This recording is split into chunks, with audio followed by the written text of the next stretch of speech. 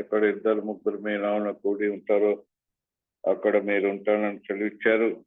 మీరు ఉన్నవారు అనువారు అని చదివించారు. మాతో ఉన్నారు, మాలో ఉన్నారు. ఈ ఉదయకాలం మీ వాక్యం ద్వారా మాతో మాట్లాడండి. మీ మాటలే నా నోట్లో ఉంచండి. నా నోటి మాట, నా హృదయ ధ్యానం మీకు అంగీకారంగా ఉండేలాగా ఉపదయచేయమని, దుష్టకార్యం లయపరచమని యేసు క్రీస్తు ప్రభు నామం బట్టి వేడుకుంటున్నా తండ్రి. ఆమేన్.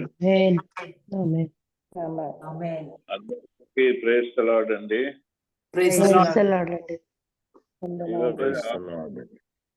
మనం చదువుకున్న వాక్య భాగంలో 6వ వచనం, promotion neither from the east nor from the west nor from the south. ఇక్కడ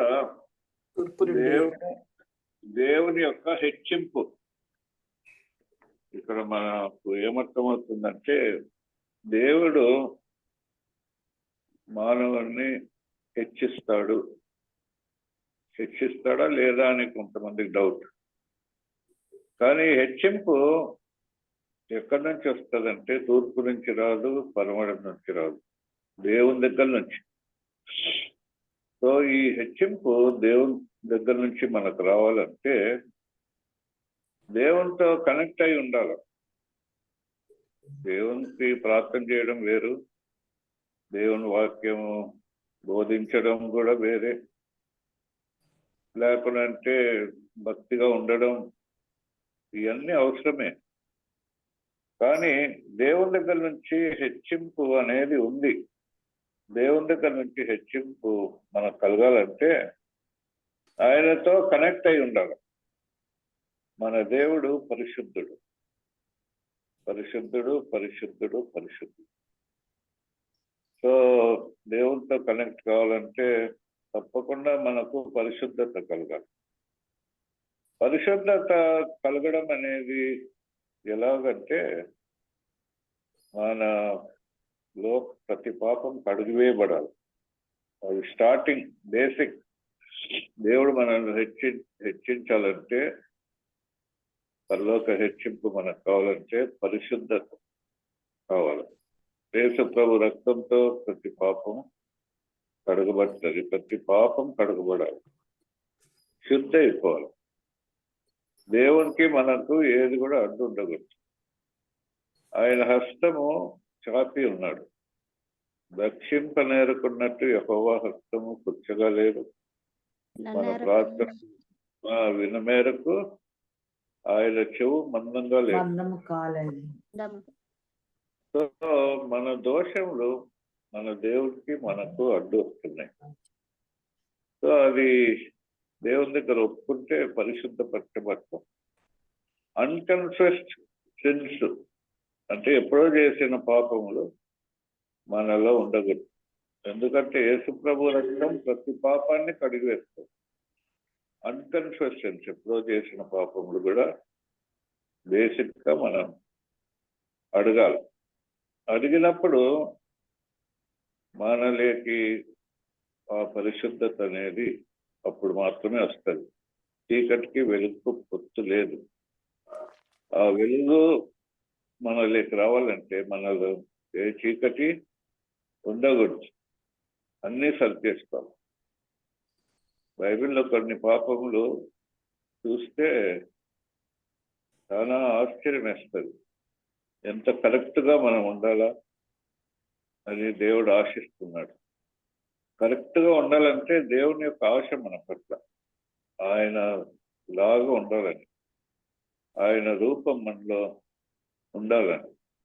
ఆదాము అవ్వ పోగొట్టుకున్న డొమినియన్ మనకు ఇవ్వాలని. ఆ డొమినియన్ ఎట్లా వస్తుందంటే ఓన్లీ త్రూ హోలీనెస్. పరిశుద్ధత లేనిది దేవుణ్ణి మనం చూడలేము. పరిశుద్ధత మనం కలిగి ఉంటే దేవుణ్ణి మనము ఆత్మలో చూడగలుగుతాం. పరిశుద్ధత కలిగినప్పుడు దేవుని సమాధానం మనకు కలుగుతుంది. ఇది నా అనుభవంలోనే నేను రుచి చూస్తాను కాబట్టి నేను దేవుడు నన్ను ఎట్లా హెచ్చించాడు అని చెప్పగలుగుతాను.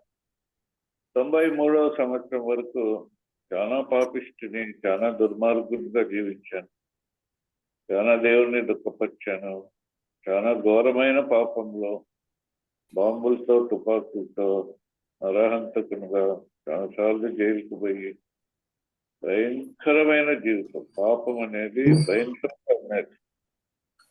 అయితే ఆ పాపం బట్టి నాకు వచ్చింది ఏమిటంటే, పాపానికి జీవితం మరణం. 93వ సంవత్సరానికి ముందు నేను పండుకునే గదిలోకి వెళ్ళి నా తుపాకీ నా తల మీద పెట్టుకొని కాల్చుకుందాం అనుకున్నాను.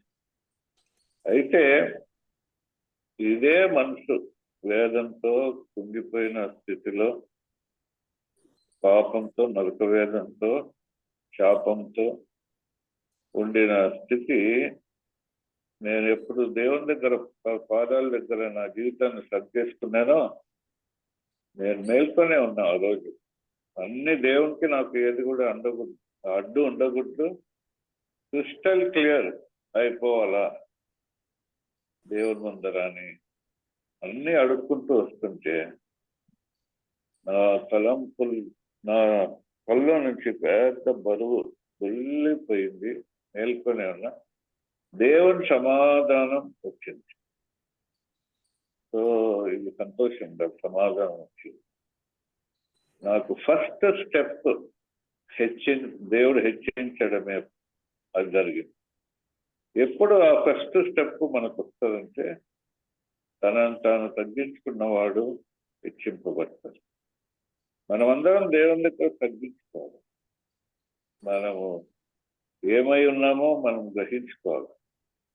దేవుని ఎదుట మనం ఏమై ఉన్నాము?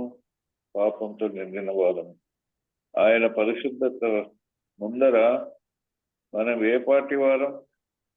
అనుదినం కూడా ఏదో ఒక బలహీనత వస్తుంటాయి.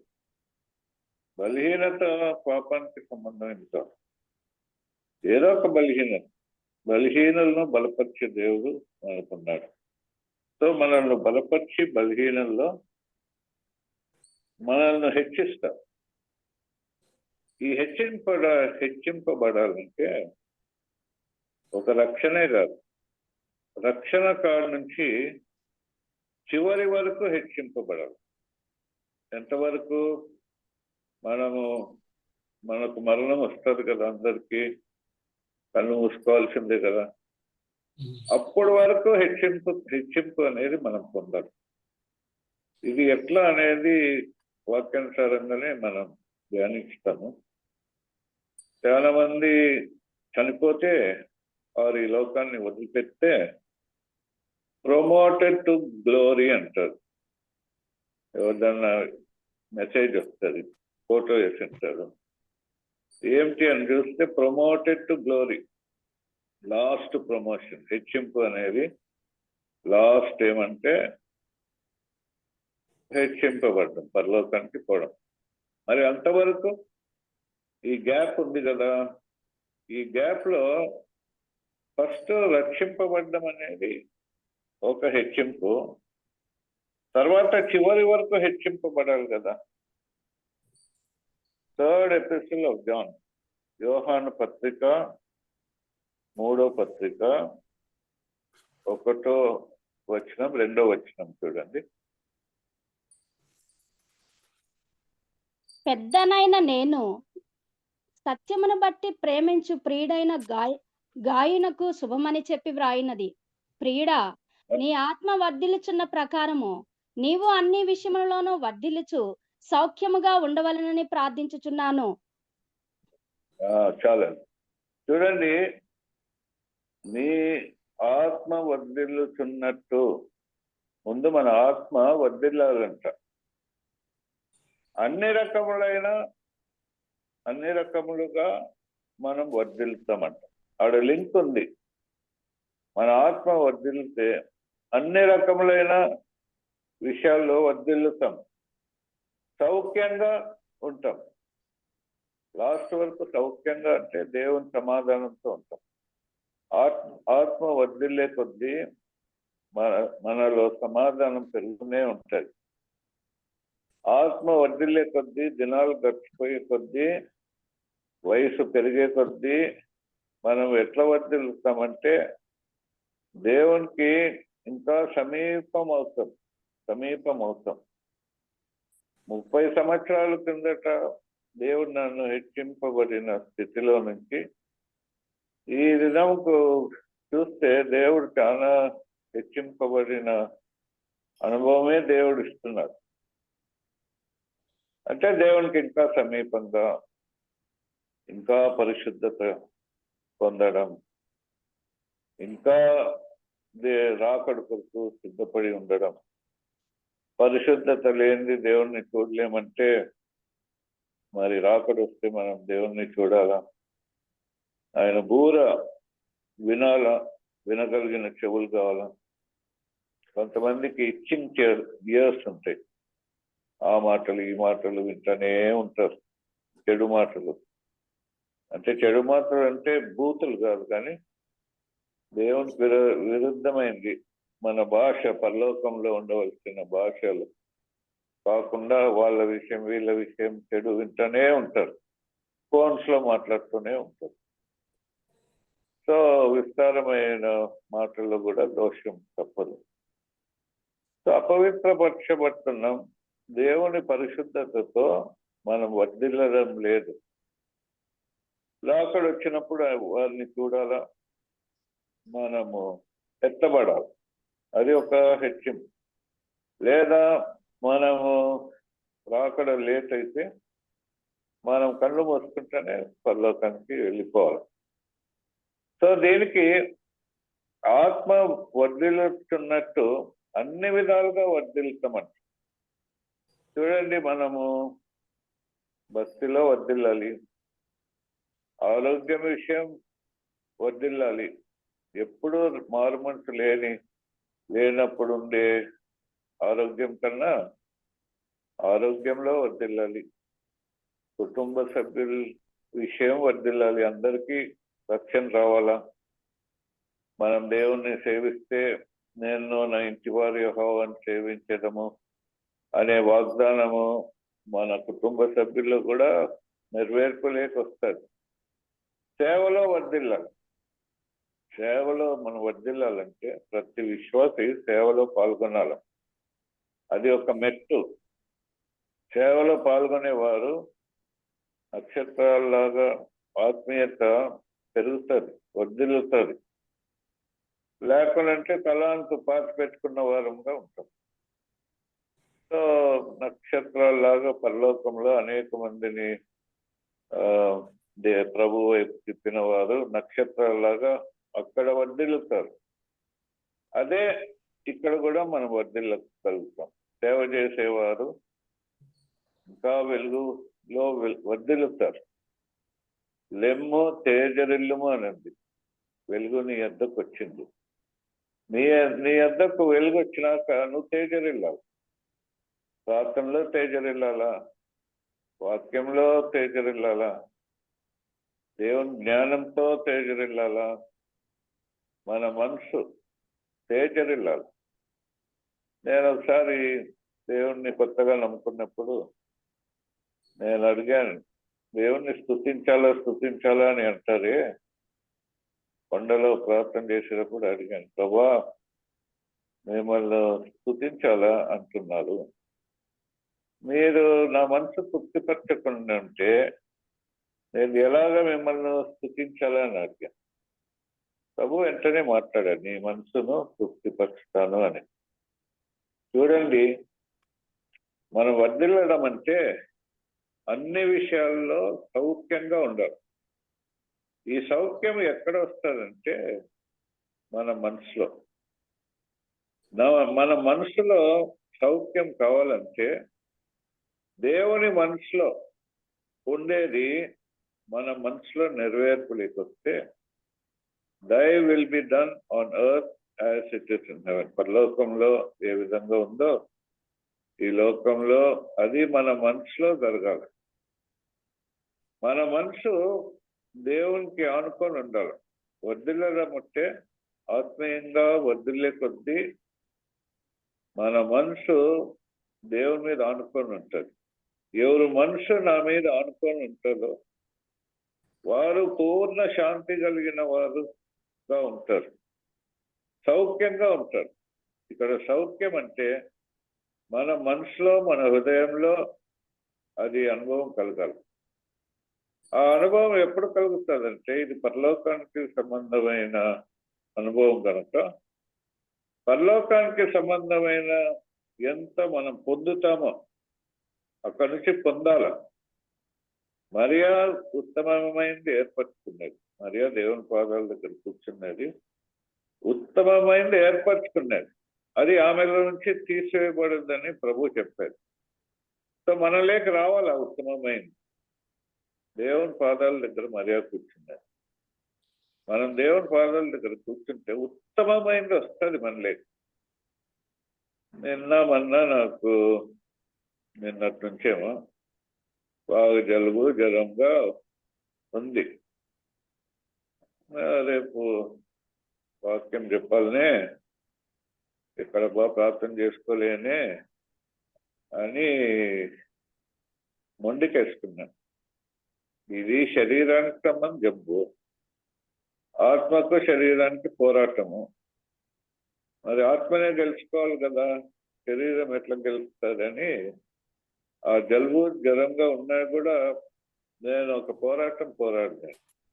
అది మంచి పోరాటంగానే ఉన్నది. ఎందుకంటే ఆ ప్రాంతంలోనే నా జలుబు ప్రభావం పోయి, జ్వరం ప్రభావం పోయి, రక్త ప్రభావం నాలోకి ప్రవేశించి, దేవుని ఆత్మ ప్రభావం నాలోకి ప్రవేశించింది. సో ఆ టైంకు ఆత్మ వర్ధిల్లడం అనేది జరిగింది. సో అన్ని విధాలుగా వర్ధిల్లాలి. నీ ఆత్మ వర్ధిల్లుతున్నట్టు. మరి ఆత్మ వర్ధిల్లుతున్నట్టు అంటే ఎంత సమయం దేవుని దగ్గర గడపాలా మనం పరిశీలించుకోవాలి. నేను అనుకుంటాను దేవునితో మాట్లాడే మాటలు ఎక్కువ ఉండాలి. ఇప్పుడు నువ్వు 100% ఉందనుకో, నువ్వు దేవునితో మాట్లాడేది ఎంత ఉంటుంది? ప్రార్థన ఒక 90 పైసలు ఉంటుందా, 95 పైసలు ఉంటుందా? లేదంటే దేవుని దగ్గర 10 పైసలేనా? మిగతా అన్ని మాటలు. దేవుడు మనకు నోరిచ్చాడు. మోషే నోటికి తోడుగా ఉన్నట్టు మన నోటికి తోడుగా ఉండాలి. సో ఎక్కువ ఉండాలి ప్రార్థన. నా జీవితంలో నేను క్యాల్కులేట్ చేసుకుంటే అందాజుగా ఒక 90-95 పైసలు ప్రార్థనకే నా నోటిని కేటాయించాను. సో వర్ధిల్లడం అంటే ప్రార్థన ఎక్కువ చేసేవాళ్ళు తప్పకుండా హెచ్చింపబడతారు. వాళ్ళ ఆత్మ పోషణ జరుగుతుంది. మరియా దేవుని పాదాల దగ్గర కూర్చున్నారు కానీ అక్కడ ప్రార్థన చేసినట్టు లేదు, కానీ మనసులో ఏమన్నా చేసుకుంటూనే ఉండింటది. ఎప్పుడు ప్రార్థన కావాలి మనకు. మరి ప్రార్థనలో పరిశుద్ధ పౌలు ఏమంటాడు? అన్ని రకములైన ప్రార్థన. నేను అడుగుతున్నా, ఎన్ని రకములైన ప్రార్థనలు నాకు తెలుసు, నా విషయమే. మరి ప్రార్థన చేస్తాను, ఆత్మలో ప్రార్థన చేస్తాను. కొన్నిసార్లు ఏడసగన్ ప్రార్థనలో కొద్ది భాగం అన్న వస్తుంది. నిత్యం ప్రార్థన చేయమన్నారు. నిత్యం ప్రార్థన చేయడం అనేది ఒక అనుభవం, ఒక హెచ్చింపు. చిన్న విషయం పెద్ద విషయం ప్రార్థన చేసుకుంటూ ఉండడం. ప్రార్థనాత్మకు స్థానం ఇవ్వాల హృదయంలో. సో ప్రార్థనలో అన్ని రకములైన ప్రార్థనలు ఉన్నాయి. యేసు ప్రభు వారు మూలుగులతో ప్రార్థన చేస్తారు. మరి ఆ అనుభవం లేదు ప్రభు నాకు. ఆ అనుభవం కూడా నాకు దయచేది. ప్రభు పాదాల దగ్గర ఆత్మ వర్ధిల్లుతూ ఉన్నప్పుడు మూలుగులతో ప్రార్థన చేసే అనుభవం కూడా ప్రభు ఇస్తాడని నా విశ్వాసం. అది.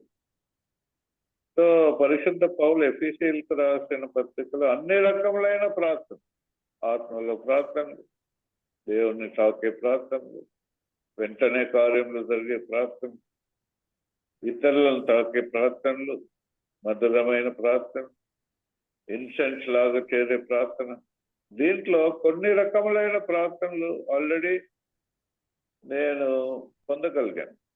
బట్ ఇంకా హెచ్చింపబడాలి కదా, ఇంకా టైం ఉంది కదా, అయిపోలేదు కదా అని ఒక విశ్వాసంతో దేవుని వాక్యం మన పాదములకు దీపమై మన త్రోవకు వెలుగై ఉంటుందని దేవుడు చెప్పిన మాటను బట్టి వాక్యానుసారంగా ఏమేం ప్రార్థనలు ఉన్నాయో అవన్నీ దేవుని దగ్గర నేర్చుకుంటున్నాం.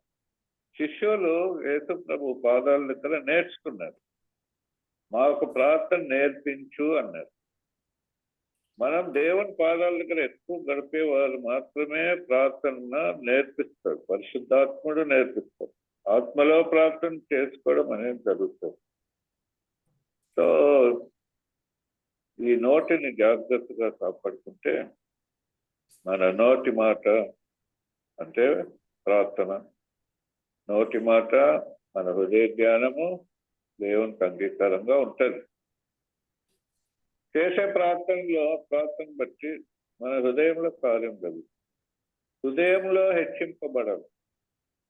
అంతరంగం పురుషుడు, ఇన్నర్ మ్యాన్ బలపడదు. అవుటర్ మ్యాన్ బలపడాల కార్యములతో. ఇన్నర్ మ్యాన్ వదిలే కొద్దీ అవుటర్ మ్యాన్ లో కూడా ప్రమోషన్స్ జరుగుతాయి. హెల్త్ విషయం కానీ దేవుని కార్యములు జరిగే దినాలు జరిగే కొద్దీ దేవుని కార్యములు బలంగా జరగాలి. అప్పుడే విశ్వాస జీవితంకి ఒక మీనింగ్ ఉంటుంది, గురి ఉంటుంది. గురి ఎద్దకు పరిగెత్తాలి. మరి మనము దేవునితో కనెక్ట్ అయినప్పటి నుంచి ఎంతమంది మనకు వాగ్దానాలు ఇచ్చింటారు. వాగ్దానాలు ప్రతి ఒక్కరం పొందాలి. ప్రభా నాతో మాట్లాడతాడు. నాతో ఎన్నోసార్లు దేవుడు మాట్లాడాడు. ఎన్నో వాగ్దానాలు ఇచ్చాడు. వాగ్దానాలు నెరవేర్చే యెహోవా అని ఆయన పేరు. సో ఫర్ ఎగ్జాంపుల్ నాకు ఎన్నో వాగ్దానాలు ఇచ్చాడు.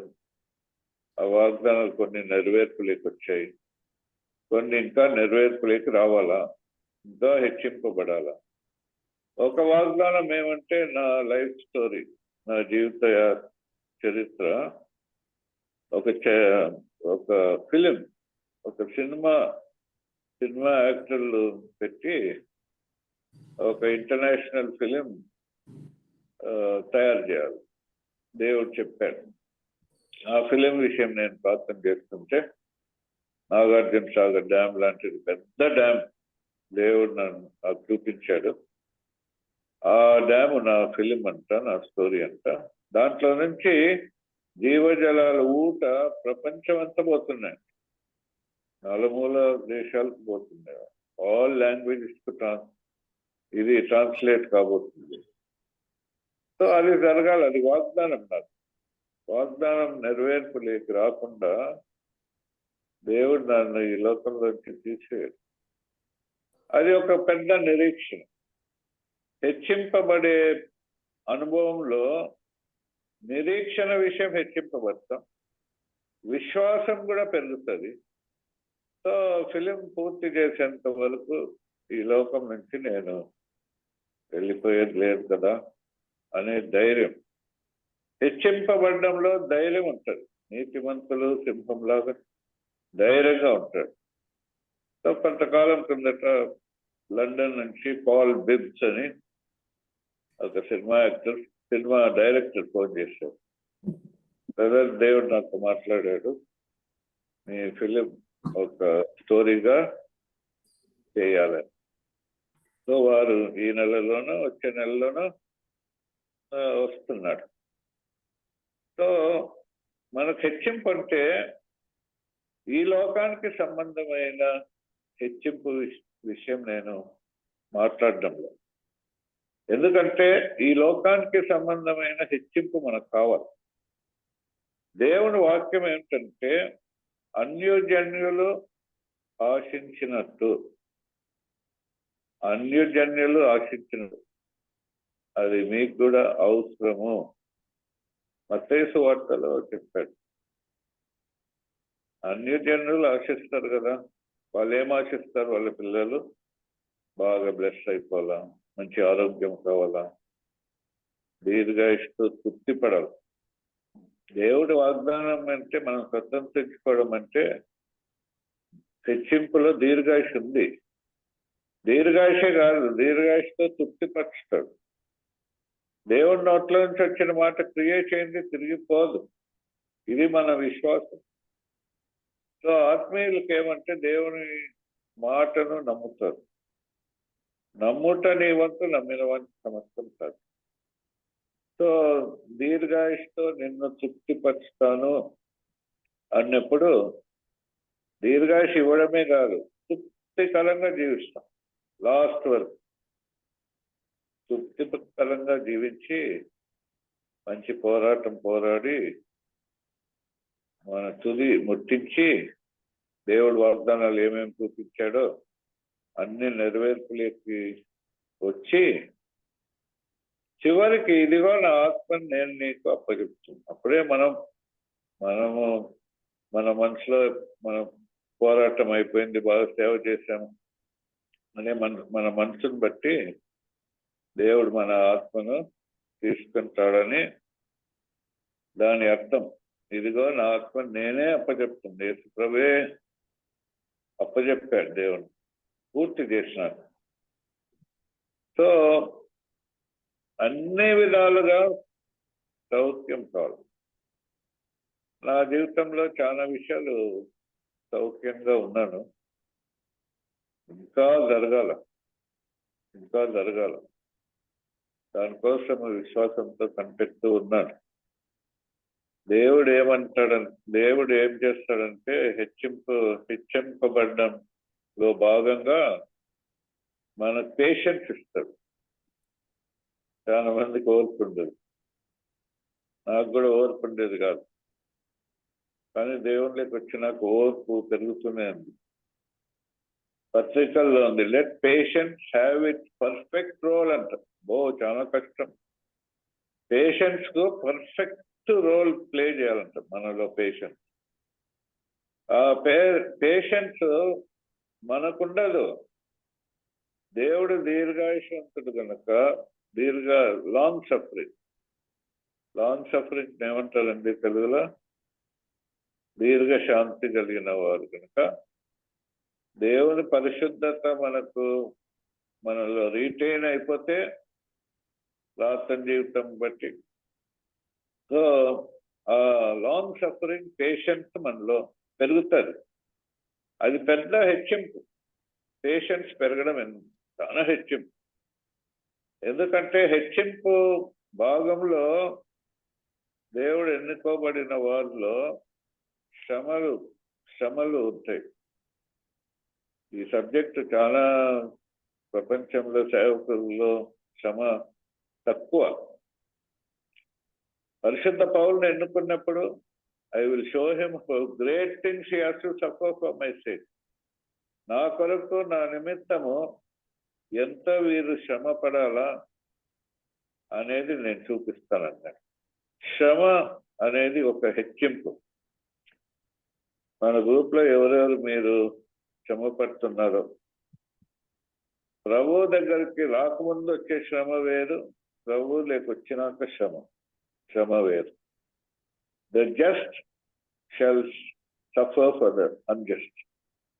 నీతిమంతుడు అవినీతి పరుడు కొరకు శ్రమ పడతాడు. కొంతమందికి క్రీస్తు గాయములు, I bear in my body the marks of the Lord Jesus Christ. శ్రమల్లో ఇది ఒక హెచ్చింపు అనుభవం. చాలా కష్టం ఉంటుంది, కానీ అంతరంగం పురుషుల్లో పేషెన్స్ ఫుల్గా పెరిగిపోయి ఉంటుంది, నిరీక్షణ పెరిగిపోయి ఉంటుంది. ఏ శ్రమ వచ్చినా కూడా ప్రభా మీకు వందనాలు, నీ కొరకు శ్రమ పడే దానికి యోగ్యతగా నన్ను చేసినామనే మాట ఆత్మకు సంబంధమైన మాట వస్తుంది. సో ప్రార్థన ఒకటి హెచ్చింపబడాలి. రెండోది దేవుని వాక్యం ఖచ్చితంగా ఇది అనుదిన ఆహారం. నువ్వు ఆహారంగా ఆత్మీయంగా వర్ధిల్లాలంటే యేసు ప్రభు మనుషుల దయందు దేవుని దయందు వర్ధిల్లాడు, హెచ్చింపబడ్డాడు.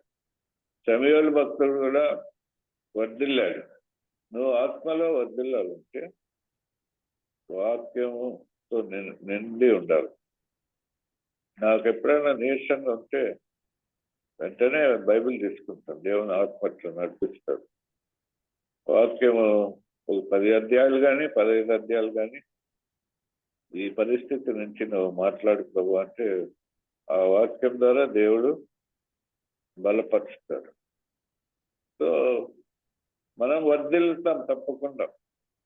ఏసేపు దేవునికి నమ్మకంగా ఉండి చిన్న వయసులోనే దేవుని దర్శనాలు కళలు కానీ పరలోక హెచ్చింపుతో జీవిస్తున్నాడు. కష్టాలు వచ్చినాయి. కష్టాలు వచ్చినప్పుడు వాళ్ళు సొంత అన్నలే చంపేయాలని చూశారు. సో చంపలేకపోయారు. దేవుని వాక్యం కీర్తనలో ఏమంటే I will not die but live and serve the Lord. చూడండి, మరణం అంటే మనకు రాదు. దేవుని చిత్తానుసారంగా మనం ఉన్నప్పుడు ఒక ఎంటుగా కూడా రాలేదు. కీర్తనలో ఏమన్నాడంటే I will not die but live and serve the Lord. నీకు ఎప్పుడైనా మరణం అనేది సంభవించినా నువ్వు మరణించలేదంటే దేవుని ఉద్దేశం వాక్యానుసారంగా నీవు జీవించి దేవుణ్ణి సేవించాలి అని. సో యోసేపు చనిపోలేదు. ఒక రీతిగా చనిపోయేవాడు దేవుడు లేకున్నట్టే.